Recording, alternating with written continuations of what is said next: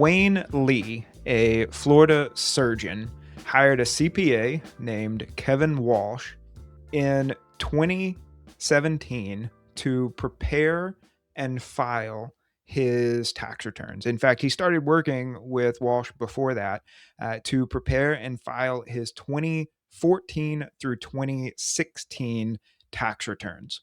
Now, as a surgeon, Lee was actually making relatively decent money. And each of those years, he wound up with a mid six figure tax liability. In 2014, though, because of the payments he had made, he was actually due a pretty substantial refund and elected to have that refund applied to future years. The idea being that he could roll over that refund into the 2015 and 2016 returns to offset any balances due from those years.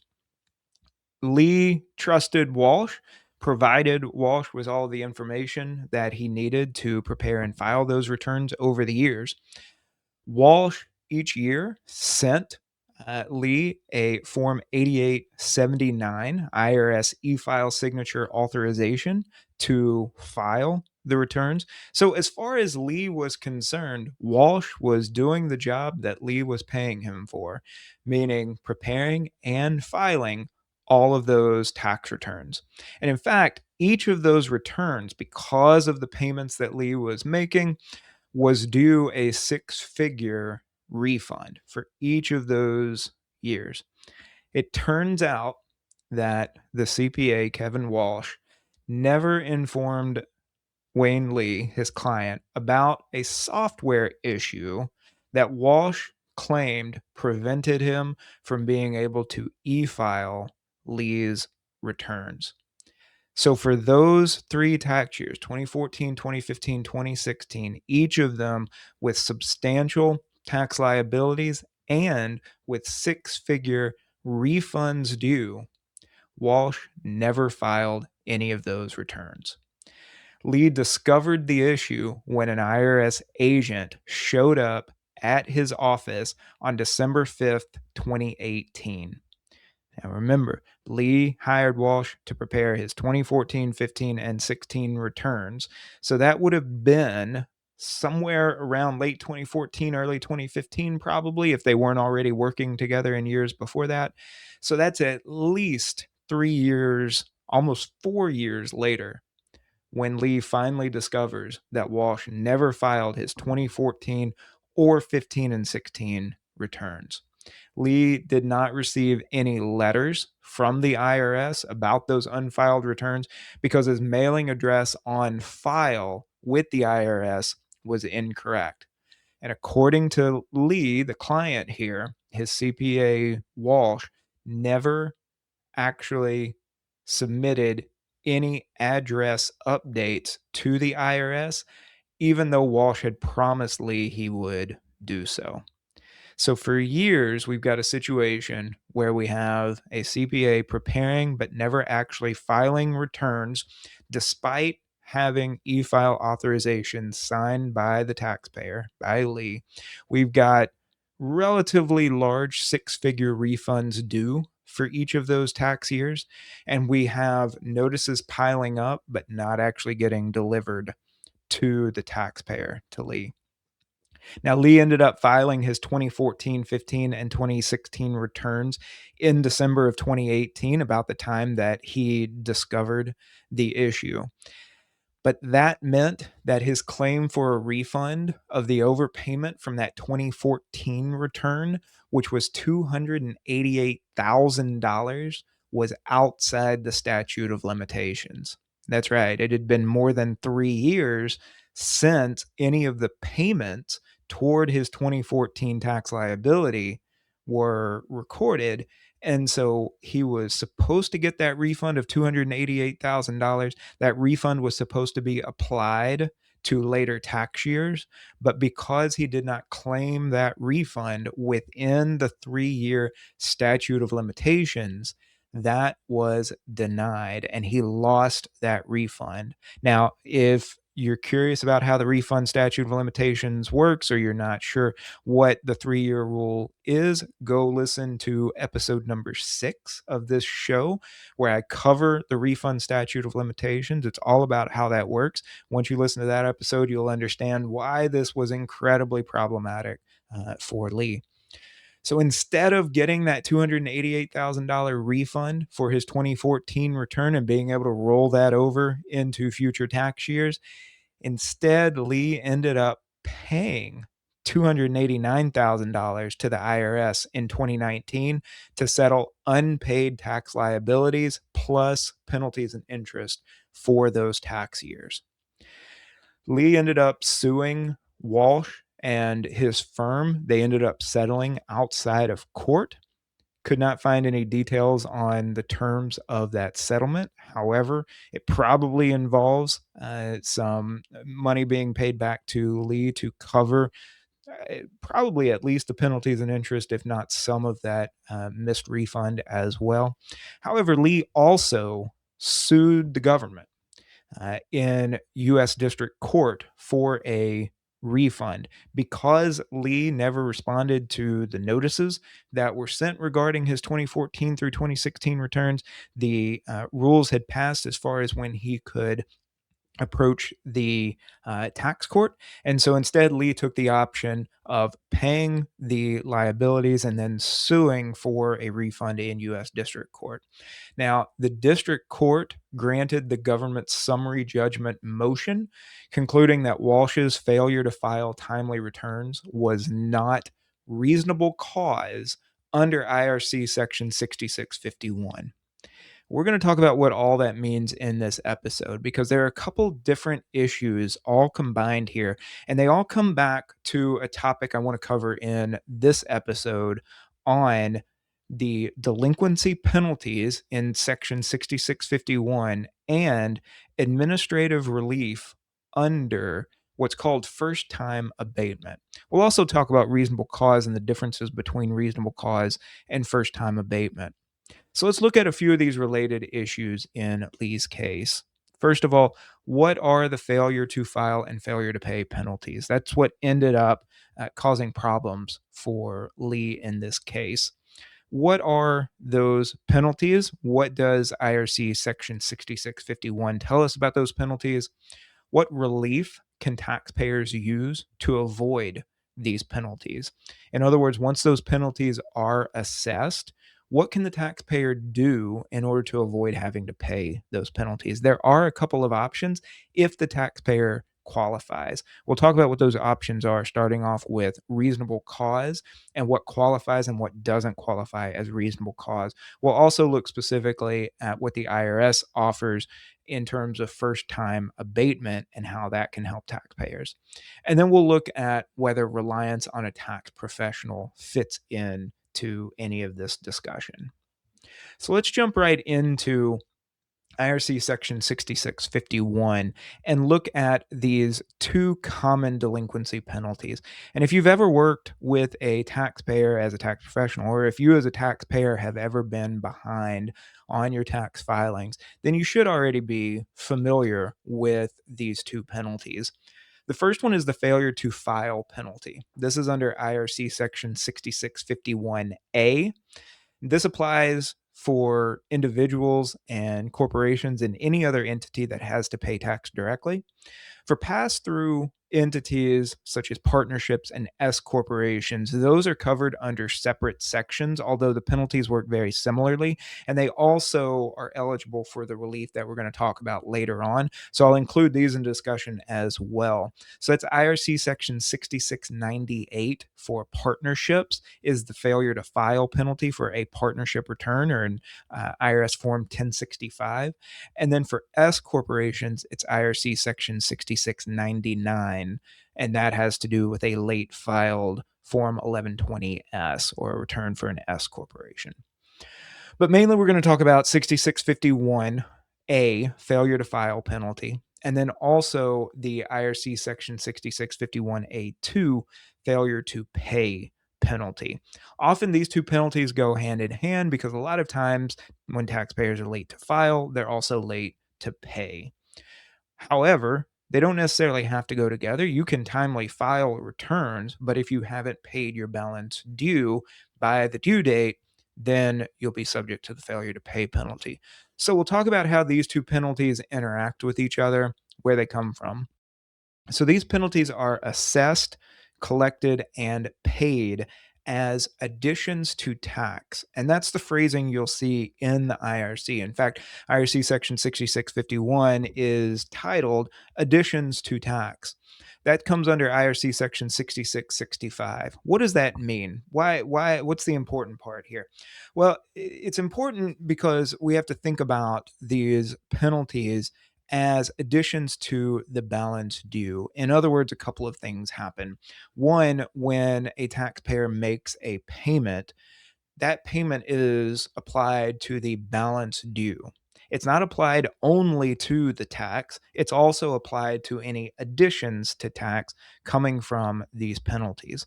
The second, and probably the more important issue here, is that because these penalties are considered additions to tax, any interest that is charged on a balance due over time and therefore accrues, the additions to tax is included in the principal amount on which that interest is going to be charged and accrued. So, not only do you have the original balance due from the return, and we'll talk about what we mean by that in a little bit, but you also have the penalties that are assessed that are additions to that tax or to that balance due. And then the interest is assessed on that full amount or calculated on that full amount, and that amount accrues over time.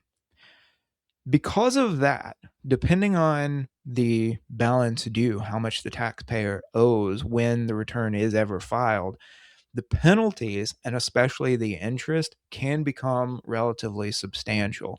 So it's important to understand these two penalties, failure to file and the failure to pay penalty. It's important to understand them and also understand that just like the original tax balance due, there is an accrual of interest that applies to that complete balance due, not just to the tax amount, but to the combined tax and penalty amount.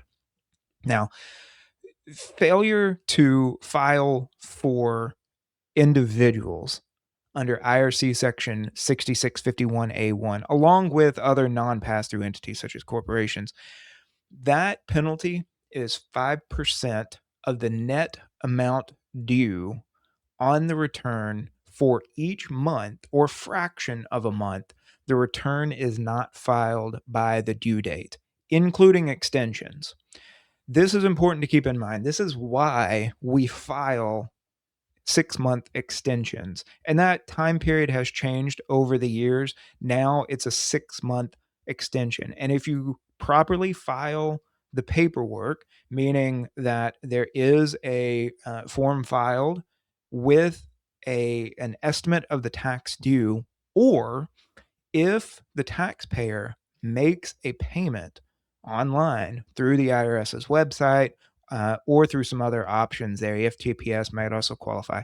If the taxpayer makes that payment, then that also is treated as filing an extension, and that gets a proper extension gets the taxpayer an automatic extra 6 months to file the return. Notice that that is a 6-month extension of time to file. We'll talk about payments in a minute when we get around to the failure to pay penalty, but for now we're focusing on failure to file. So if the taxpayer files a return timely, meaning by the original due date, or if a proper extension is filed, then by the extended due date, then the taxpayer avoids the failure to file penalty. However, if the taxpayer meets that deadline or the extended deadline, then there is a penalty imposed of 5% of the net amount due on the return for each month or fraction of a month the return isn't filed by the due date. Now, that or fraction of a month is important here.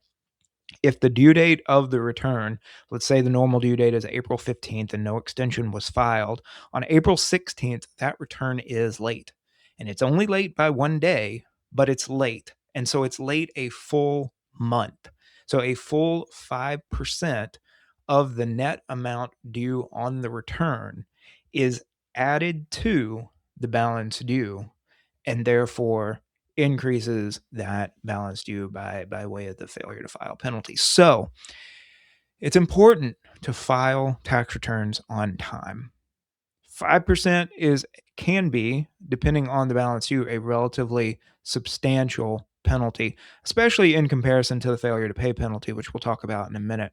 So, in general, if we're advising taxpayers or if we're deciding whether to file our own return, the general rule here is always file the return on time if you can.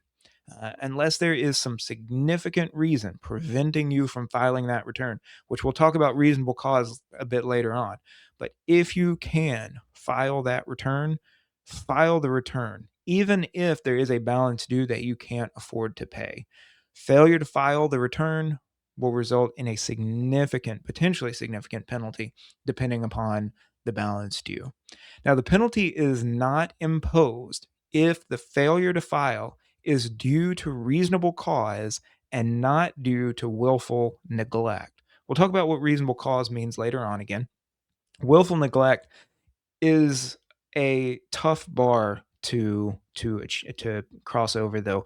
In other words, you as the taxpayer have to prove that you didn't intentionally not file the return. Now, what does that look like? Well, imagine that you knew the return was due on April 15th. It's April 15th, late in the evening. You know that you should have filed the return. You just never got around to it. Is that willful neglect? Probably. Do you have a significant reason that's going to rise to the level of qualifying as reasonable cause? Maybe. And we'll talk about what it would take to achieve that later on. Now, the net amount due of tax on the return means the tax liability shown on the return less any withholding, credits, estimated payments, or any other payments made on or before the due date. That's the definition of net amount due given in IRC section 6651B1. So that's critical to keep in mind. We're thinking about the net amount due on the return. What can often help taxpayers is making a payment even if they can't file the return on time. Now, I understand that that contradicts what I just said, where we generally are recommending filing the return even if the taxpayer can't make a payment. But I don't think that those are actually contradictory statements. Let me explain that. So, if we're working with a taxpayer and we're getting close to April 15th or October 15th, if we're talking about an individual income tax return and we filed a 6-month extension, then we're always going to recommend that the taxpayer file the return on time if possible, even if there is a balance due and the taxpayer can't afford to pay that balance due. Filing the return on time is always preferable over to not filing the return on time because we avoid the 5% failure to file penalty. Now, if we have a taxpayer that's coming up on April 15th for a 1040 for an individual tax return, and we know that there is a significant balance due, and we filed the 6-month extension, so we actually have until October 15th to file the return, but we still only have until April 15th for the taxpayer to pay the balance due, then we'll recommend that the taxpayer make a payment that will cover what we're projecting or at least estimating the balance due to be.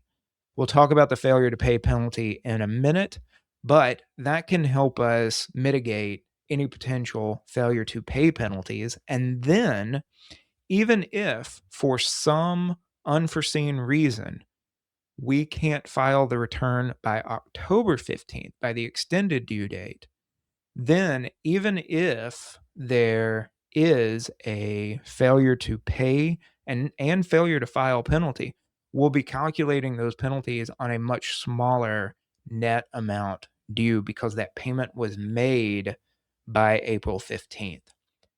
The ultimate goal here, of course, is to file on time. But if we can't, for some reason, file on time, even including extensions, then we're especially going to want to recommend to the taxpayer and advise the taxpayer as strongly as we can to minimize that net amount due as much as possible. That is what the penalty is actually calculated on. Now, in a minute, I'm going to talk about the minimum penalty, and that will kick in, but we still want to make sure that we've got that net amount due as small as possible.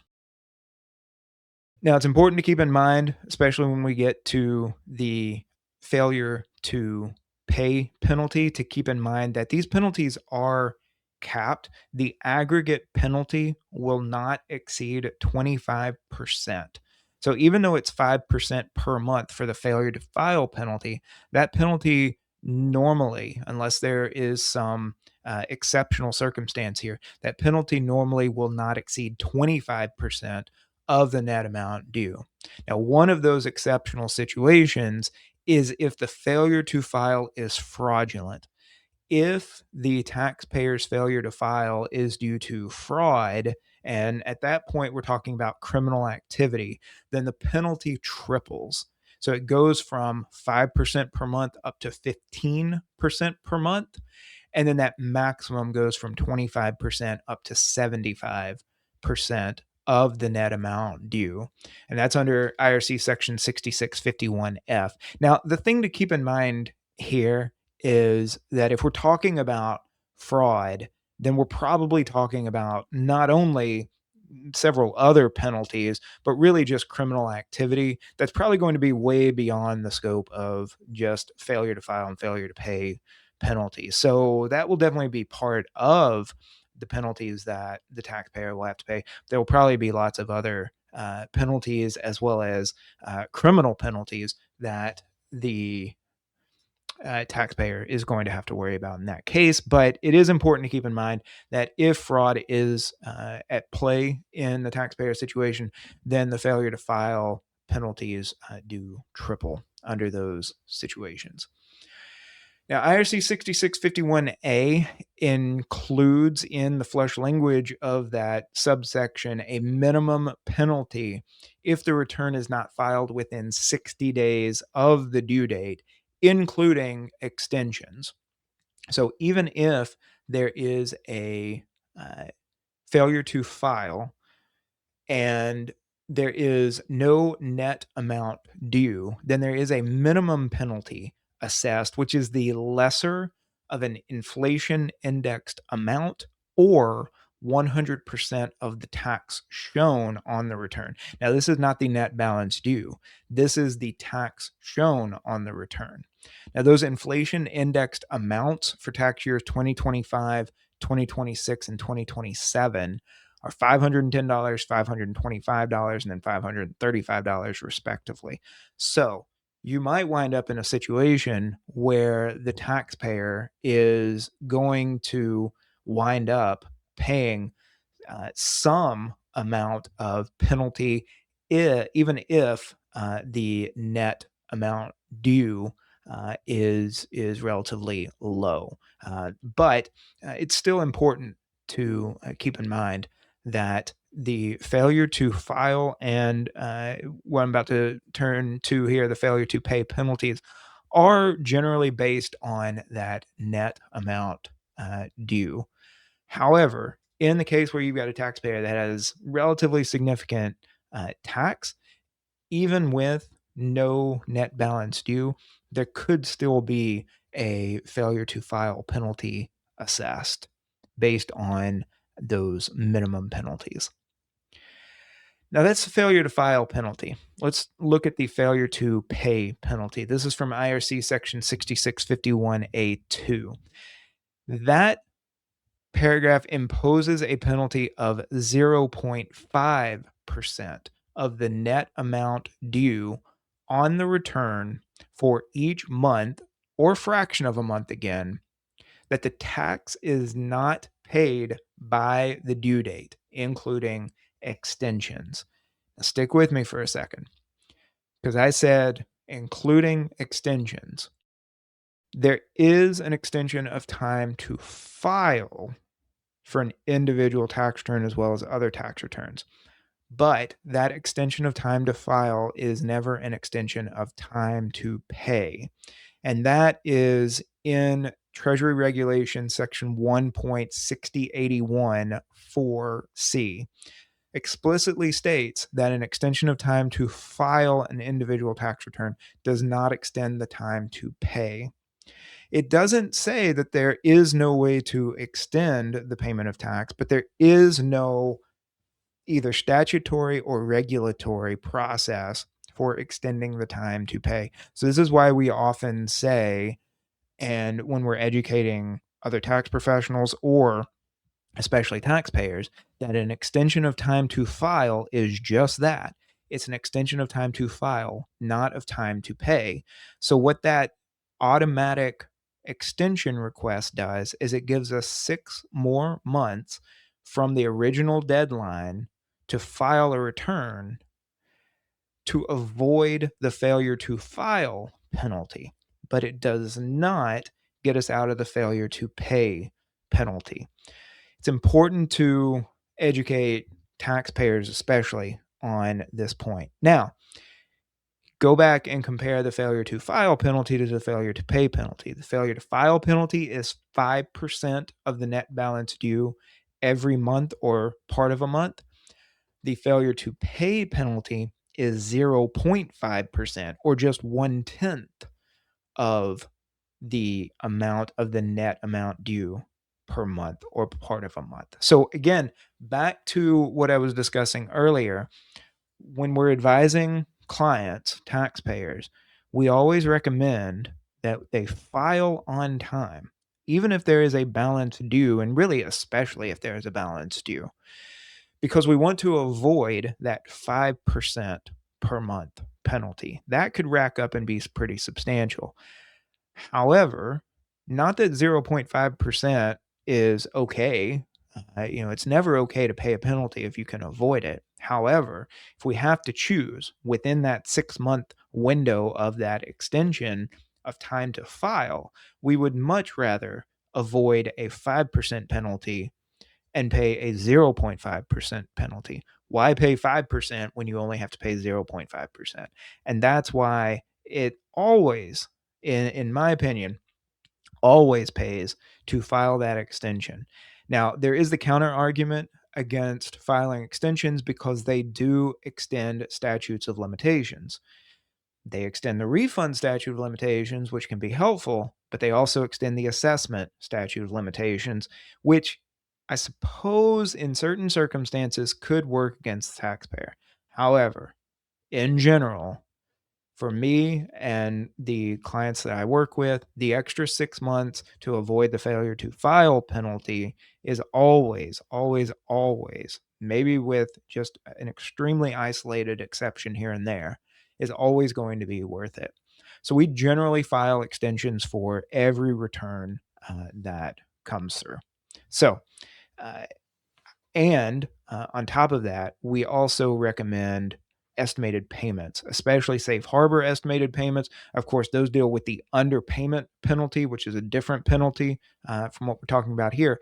But they also help mitigate the failure to pay penalty if those estimated payments are made by April 15th. And really, we push tax projections and try to get an idea of what a taxpayer's net amount due would be well before April 15th. In fact, we try to get that done before November, actually, of the tax year to give the client about 5 or 6 months to be able to pay what we think that net amount due will be in order to avoid the failure to pay penalty as well. But always, always, always keep in mind that an extension of time to file is never an extension of time to pay. Now, the penalty, just like the failure to file penalty, the failure to pay penalty is not imposed if the failure to pay is due to reasonable cause and not due to willful neglect. Again, we'll talk later on about what constitutes reasonable cause as opposed to willful neglect. And again, just like with the failure to file penalty, the net amount due means the tax liability shown on the return less any withholding credits, estimated payments, and any other payments made on or before the due date. And that definition comes from IRC section 6651B2. Now, the penalty for failure to pay increases from 0.5% to a full 1% beginning on the earlier of the day that is 10 days after the date on which a notice of levy is given, or the day on which notice and demand for immediate payment is given under a jeopardy assessment. So it's important to watch those notices, especially if you have clients with balances due. In fact, we generally try, we don't always do this with every client, but we try to get authorization either under Form 8821, which gives us uh, access to transcripts, or under Form 2848, which is power of attorney.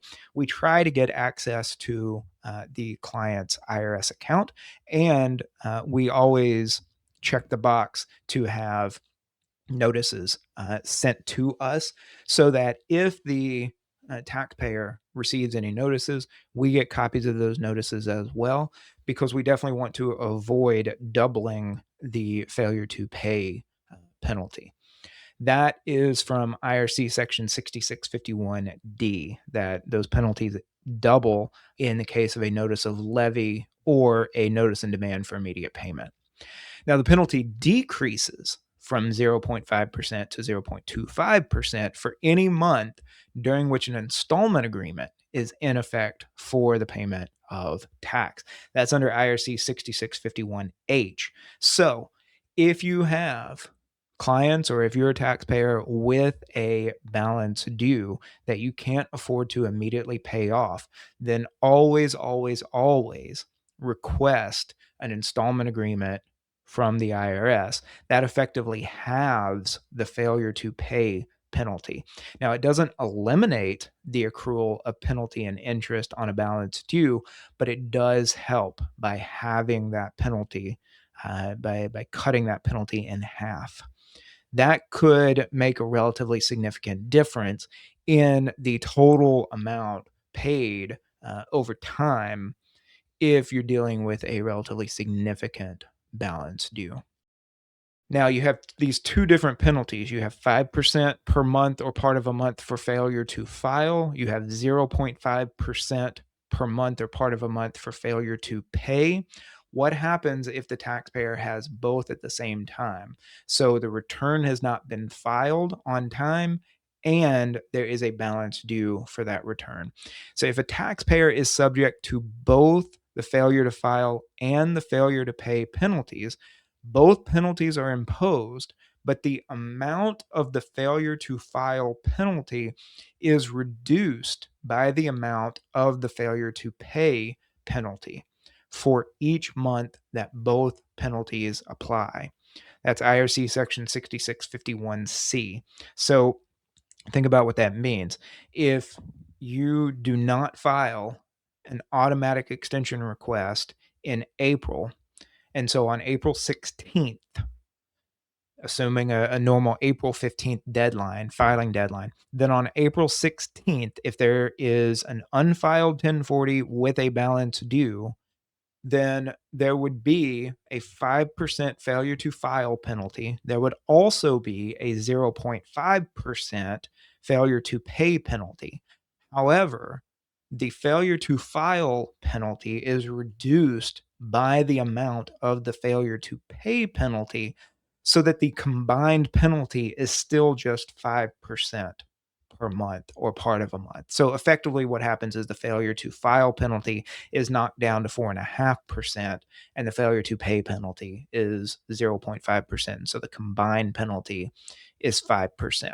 This is also important to keep in mind. It can be helpful. Also, the combined maximum penalty is still going to get up to that 25 percent for the balance due.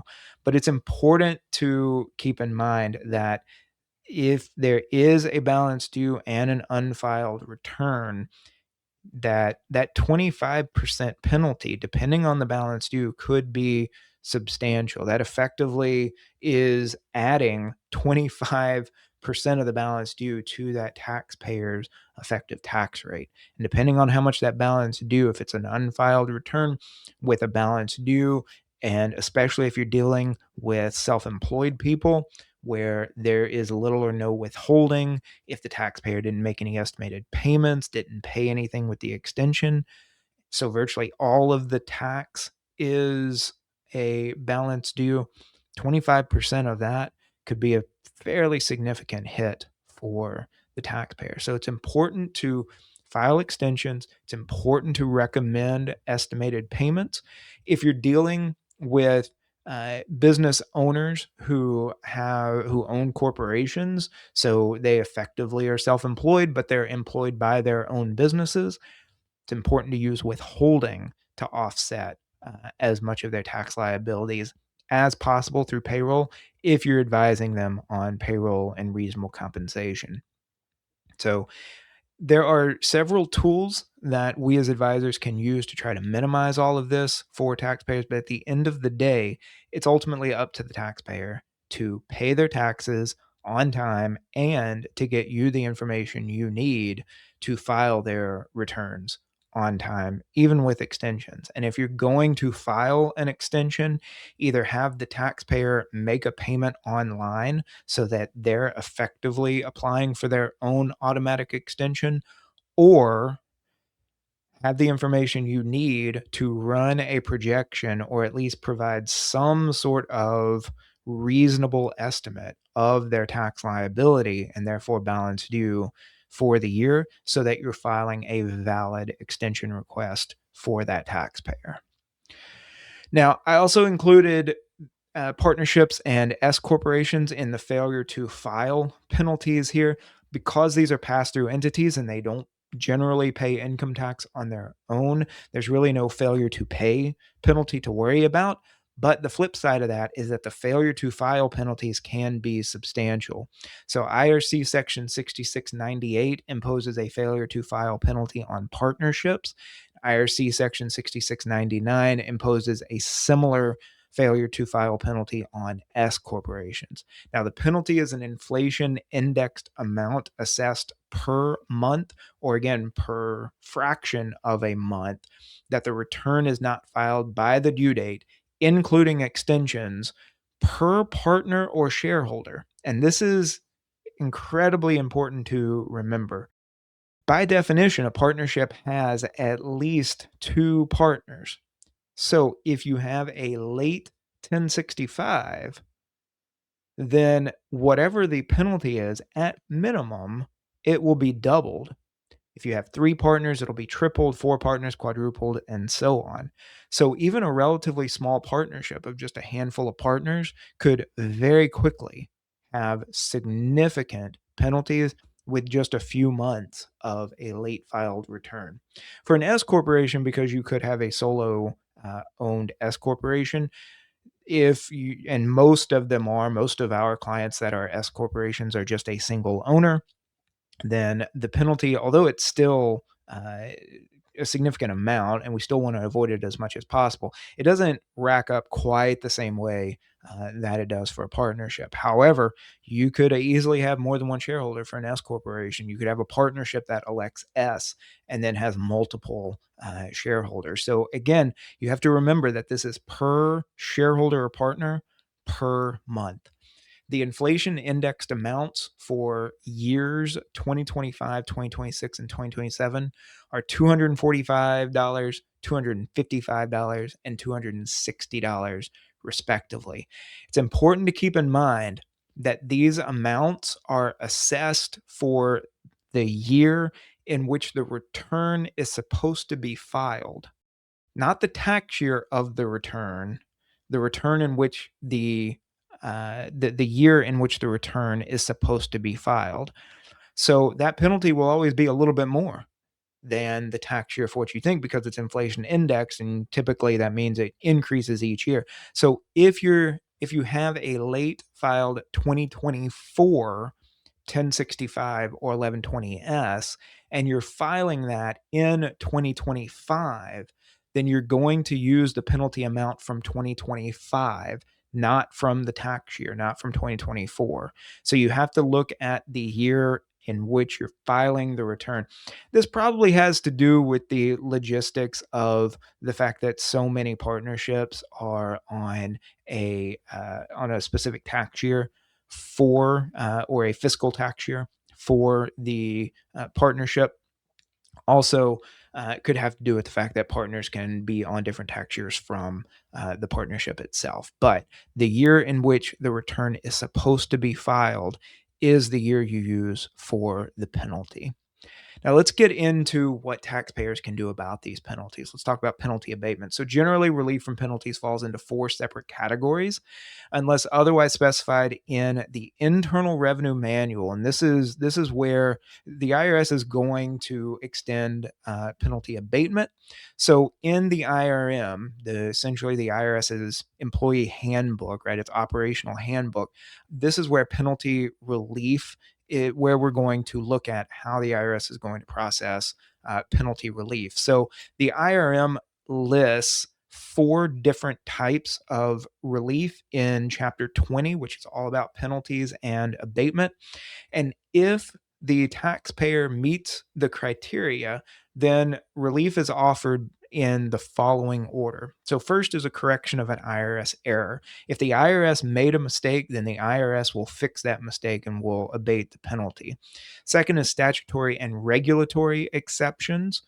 Third is administrative waivers, which we'll talk about first time abatement in a minute. And then fourth is reasonable cause. So notice that the IRS is going to apply its own administrative waiver, in other words, FTA, before it applies reasonable cause, even though reasonable cause is provided for by statute.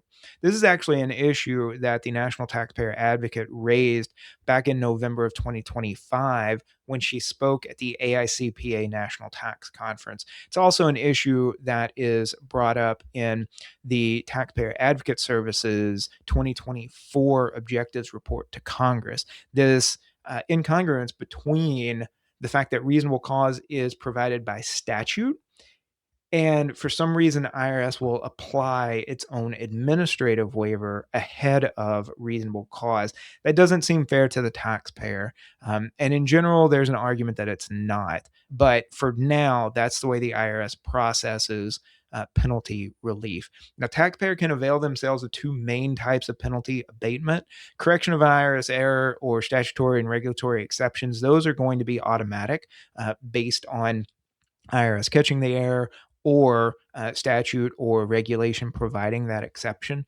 However, when it comes to administrative waivers or reasonable cause, those are going to be up to the IRS. And so those are the two that the taxpayer is going to have to request. Now, reasonable cause from the IRS's perspective is discussed in IRM 20.1.1.3.2. IRM citations are just unwieldy like that. But that particular part of the IRM provides a breakdown of the major categories of acceptable cases for reasonable cause. So, some of the specifically mentioned ways a taxpayer can try to demonstrate reasonable cause includes death or serious illness of the taxpayer, or a member of the taxpayer's immediate family, or a key person responsible for filing or paying tax. Now, that key person responsible means somebody inside the organization, such as within a corporation or a tax exempt organization, for example. It does not mean a tax professional, and we'll come back to that here in a minute. Fire, casualty, natural disaster, or other significant disturbances that directly cause the taxpayer's failure to comply could be eligible for a reasonable cause abatement.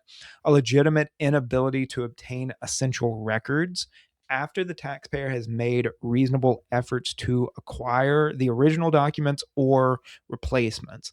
Now, this does not include poor or inadequate record keeping. The taxpayer just can't say, I didn't keep track of things, and so I don't really have access to the records. Now, go back and listen to episode 13 of Tax in Action on what tax law considers sufficient record keeping.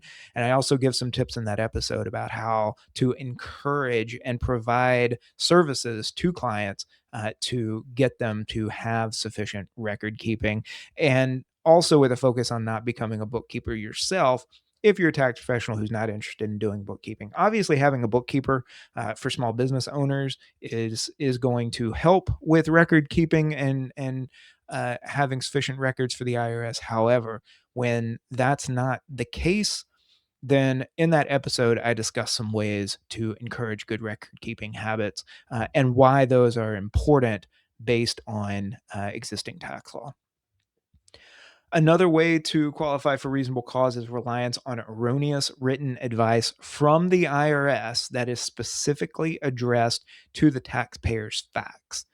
Now, general reliance on IRS guidance does not qualify. And so, this is why I remind colleagues as well as taxpayers that information on the IRS website or in IRS publications is not authoritative. Now, there are some IRS publications that are, such as revenue rulings, revenue procedures. And if you are the taxpayer, then something like a private letter ruling is authoritative for you.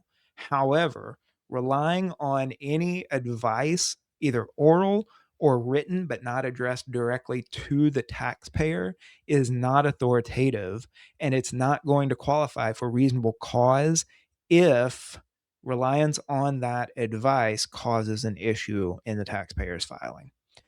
And then finally, ignorance of the law, but only if the taxpayer meets certain criteria. In other words, had no prior filing requirement, exercised ordinary business care to learn the law, and the issue is genuinely complex or obscure. This is the flimsiest, probably, of all of these when it comes to qualifying for reasonable cause. I would be very careful with this. Ignorance of the law generally is not a good excuse. However, it is specifically provided for in the IRM as a potential qualifier for reasonable cause, but it's going to be rare. It's going to be rare to convince the IRS or especially a court that the issue was complex or obscure. And so the taxpayer decided to try to learn the law and actually exercised ordinary business care, learning the law on his or her own, yet never actually consulted a professional. I would have a hard time making and buying that argument. Now, specifically, reasonable cause does not include reliance on a tax professional. Reasonable cause requires the taxpayer to demonstrate that he or she exercised ordinary business care and prudence, but was nevertheless unable to file or pay within the prescribed time.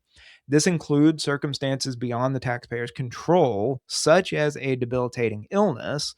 However, if the taxpayer remains demonstrably competent enough to carry on other transactions, then reasonable cause won't work. This is in Chief Counsel Advice 2011 16018. And this includes working with a tax professional. So you can say that due to some debilitating illness or injury that you can't file your returns on time. However, if working with a professional is part of that, then it's going to be difficult to say that either you or the professional were incompetent enough to not be able to actually file and pay on time. Now, in a seminal Supreme Court ruling on this question, US v. Boyle, 469 US 241. This was in 1985. The Supreme Court actually reversed an appeals court decision in favor of the taxpayer. The appeals court ruled in favor of the taxpayer. The Supreme Court overturned that in favor of the government because the taxpayer relied on an attorney to prepare and file an estate tax return. The attorney missed the filing deadline, and the court held that a taxpayer cannot delegate filing and payment deadlines to a tax professional. Moreover, reliance on a professional doesn't earn the taxpayer a reasonable cause exception. The district court, the appellate court, argued and found on behalf of the taxpayer that the taxpayer could, in fact, claim a reasonable cause exception to penalties if the tax professional did not file on time. The Supreme Court overturned that and essentially held that you cannot delegate those responsibilities as a taxpayer. Even if you rely on a tax professional and that tax professional tells you that the tax professional is doing what they promised to do, you still cannot rely on that when it comes to these penalties, to late filing and late payment penalties. Now, the 11th Circuit applied this position from Boyle to Wayne Lee's case that I discussed at the top of the episode. In Wayne Lee v. US, this is in the 11th Circuit in 2023, the appellate court found that e-filing does not change the taxpayer's duty. This was the argument, the main argument that Lee tried to make in district court and then in the appellate court, that e-filing changes the logic of Boyle, that Boyle doesn't hold to e-filing. The appellate court rejected this argument. It doesn't matter how the returns are filed. It doesn't matter how the information is distributed, how the information is transmitted to the IRS. E-filing doesn't change the taxpayer's duties. Courts are not sympathetic to technology-based excuses, basically, is one of the key takeaways here from Wayne Lee v. US. Reasonable cause is narrow and difficult to demonstrate in court. It's a legal defense. It's not a plea. It's not an equitable plea. Don't take reasonable cause to the courts hoping to get a fair deal or what you think is a fair deal from the courts. Generally, reasonable cause is not going to get very far unless you have a pretty significantly compelling story for the courts. Now, that said, reasonable cause is just one way that a taxpayer can try to get a penalty abated. The other way is administrative relief offered by the IRS through what's called first-time abatement. And again, go to Chapter 20 of the IRM. There's an entire section on first-time abatement. It's an administrative waiver under IRS policy. It's not provided for in either statute or regulations. It covers three types of penalties: the failure to file and the failure to pay penalties discussed earlier in the episode. It also includes the failure to deposit penalty, which is similar but different. One penalty that is not covered by first time abatement or really any other of these types of abatement is the underpayment penalty. And that's a separate type of penalty that is assessed on any underpayment for an individual tax return that has had not enough withholding and payments made for each of those quarterly payment deadlines. It's a separate penalty. FTA does not apply to the underpayment penalty. It only applies to the failure to file, failure to pay, and failure to deposit penalties. Now, to qualify, the taxpayer has to meet specific eligibility criteria. Taxpayer has to have a clean penalty history for 3 prior years. Taxpayer has to have filed all required returns and has to have paid the tax or have a payment arrangement in place. That 3-year rule is critical to understand, and this changed in early 2023. I've heard tax professionals say that they want to avoid using first time abatement on a relatively small penalty in order to be able to save it for a future penalty. That strategy does not work, and it hasn't worked since early 2023. And here's why: the taxpayer has to have a clean record, meaning no unreversed penalties within the last 3 years. So if you have a taxpayer with a relatively small penalty and you don't ask for first time abatement, and then the following year they get an even bigger penalty, guess what? First time abatement is not available because it should have been used on that first penalty. So don't think you can save first time abatement. According to the IRM, as it's revised in March of 2023, that strategy is no longer viable. Now, it's important to keep in mind that a penalty can't be abated before it's assessed. So wait if you know that a taxpayer is going to be assessed a penalty because you know the return was filed late, you know the payment was made late. Wait until the taxpayer receives a notice, such as a CP 14 or CP 162, but let the taxpayer know to send you a copy of that notice as soon as they get it. Have them watch the mail, or even better, get a Form 8821 or 2848 authorization and make sure that you check the box to have notices forwarded to your office as well. Then immediately advise the taxpayer on either how to request relief, or if you include notice response in your paid services, then either send in a response, or for a quicker resolution, then call the practitioner priority service. And as long as you've got either that power of attorney or you've got third party authorization through the tax return itself, you should be able to request abatement on the taxpayer's behalf. Avoid waiting until the taxpayer receives collection notices if possible. Now, taxpayers don't always send us the notices that they get, but if you've got the notices in hand, then try to respond to that notice or call PPS as quickly as possible. Now, in November of 2025, as I mentioned, the National Taxpayer Advocate, Aaron Collins, announced at the AICPA National Tax Conference that the IRS will begin automatically applying first time abatement to eligible penalties for tax year 2025 in 2026. Until then, FTA is still manual, and the penalties wouldn't be assessed until April 15th of 2026 anyway. So we're going to have to wait probably until the summer of 2026 to see this kick in. But know that according to the Taxpayer Advocate Service and National Taxpayer Advocate, automatic FTA is on the way. Penalty abatement is really less about proving innocence and more about understanding the timing, the procedures, and how the IRS operates in terms of penalty abatement. I strongly recommend reading through IRM Section 20 or Chapter 20 and understanding the IRS's position on penalties and how penalty abatement works.